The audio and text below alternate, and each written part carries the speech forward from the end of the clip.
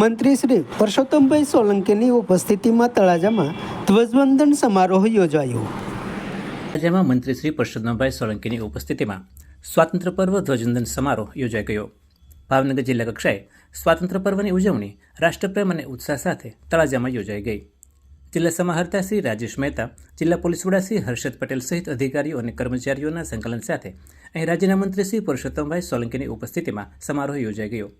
અહીં અગ્રણીઓ, કાર્યકર્તાઓ, હોદ્દેદારોની ઉપસ્થિતિમાં વિવિધ કાર્યક્રમો યોજવામાં આવ્યા હતા. કવાયત, વૃક્ષારોપણ, સન્માન વગેરે આયોજન કરવામાં આવ્યા હતા.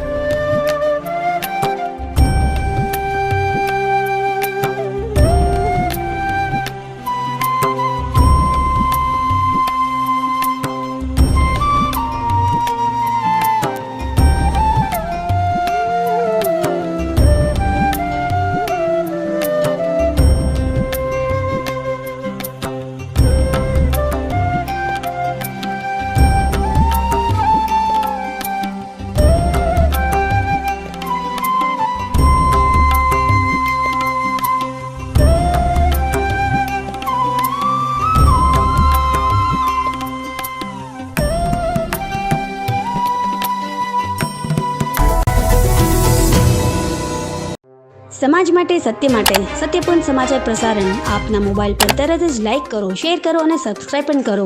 અને હા, ઘંટડી વગાડવાનું ન ભૂલશો. આભાર.